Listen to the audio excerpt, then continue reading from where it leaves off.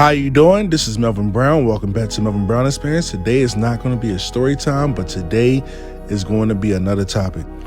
Now listen, this topic that I'm about to talk about, it is very important in all aspects. When you doing any type of spell, patience is going to be the key. I don't care if it's money work, I don't care if it's love work, etc. Let's continue. With spell work, you're going to need a lot of patience. Let me give you an example. Example number 1, we're going to talk about love work. Let me be clear. With love work, it's going to take patience, logic, discipline, because love work itself is like a quest. Let me give you an example. You and your loved one separated. Let's just say you're separated about 8 months ago. There's no spell in the world that can make something strong and concrete to give you long-term effects in a short period of time and a long period of time at the same time. What's going to happen is, if you broke up with a target, let's just say about 8 months, and then all of a sudden the spiritual worker do something that's real quick, the faster they come, the faster they leave. And then all of a sudden, you're on to the next spiritual worker. And this spiritual worker is well seasoned and they know what the fuck they doing. A spiritual worker is going to listen to your situation. Then a spiritual worker is going to do a ritual, depending on the circumstances, whether you're telling that spiritual worker. Now, sometimes when you do love work, sometimes somebody could throw magic at you to sabotage your love life out of envy, jealousy, and just pure fucking evil. Now, when a spiritual worker detect what's going on, that can take almost, depending what type of spell was thrown at y'all to break up, it can take within 3 months or to 5 months just to take it off of y'all. Let's continue. Then it's stage 2, to sweeten the situation up. Now, breakups are not easy. Most of the time, your ex mean what they say and they stand on business. They don't want to hear from you ever again. Now, you gotta look at the situation like this. Is it someone else? Did you make your target happy? More than likely, if you're going to a spiritual worker, no, you did not make your target happy. Is your target very promiscuous? Do your target family like you? And last, did you do a lot of fuck shit for your target to reach that boiling point? Now, some people come to me acting like they are the most innocent motherfucker in the world. Some of these people swear up and down it was their target fault. Some people that can't take a defeat swear up and down somebody threw love work at them. Then down the line, when you start doing the process of reconciliation work, what you wind up seeing is the client was actually the problem than the target. Now, let me continue on topic. When it comes to love work, a good love spell is like a quest for you to get victory. It's not going to happen overnight. You're going to see some movement, but that don't mean that's the end of results of your spell manifestation. Let me be honest with you. For doing love work for a amount of years, it's a self-reflecting journey of making yourself a better person for you and your loved one to get back together. A better version of you to make your target stay. Now, with the side effects and the symptoms and everything that your target will be going through, you're going to have to make them side effects and symptoms immune once he comes back or she comes back in the picture. Patience is going to be key. I came out with videos step by step.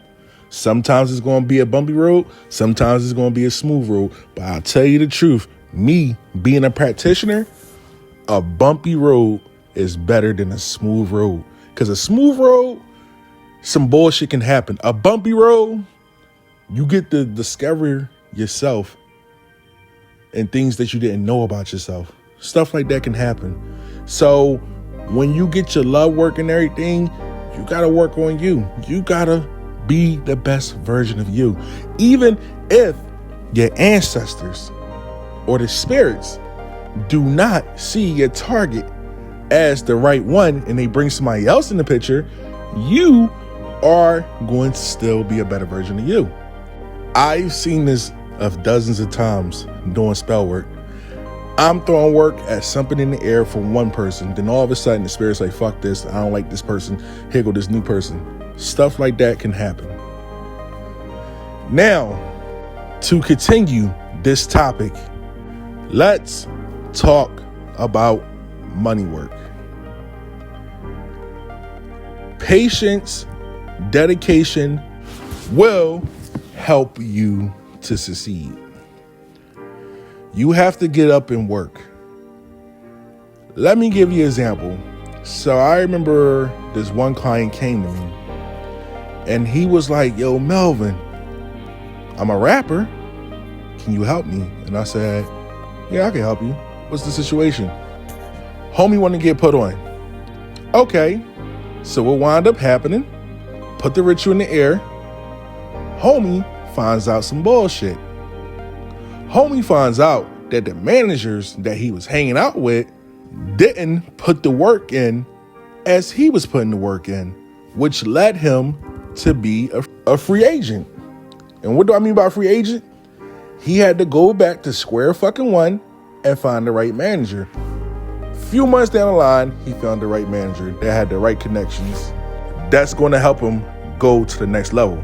Now, let me give you an example.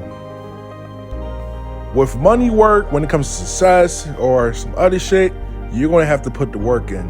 You can't get mad at the spiritual worker. Now, there is some people that ask me, yo, Melvin, is there something that could be easy? Yes, it can be extremely easy. But look, if I do the ritual, I cannot never talk to you never again. I will put you on the block list and you are on your own if I have to do that ritual. And I try to lecture people, but sometimes everybody not meant to be lectured. And sometimes people just want what they want. So what I do, I fall back, I listen to them. I said, bro, here go your money back. I don't think it's necessary for you to do all that because I believe in having you think about the shit before you do some dumb shit. If you understand what I'm talking about, you understand what I'm talking about. Let's continue.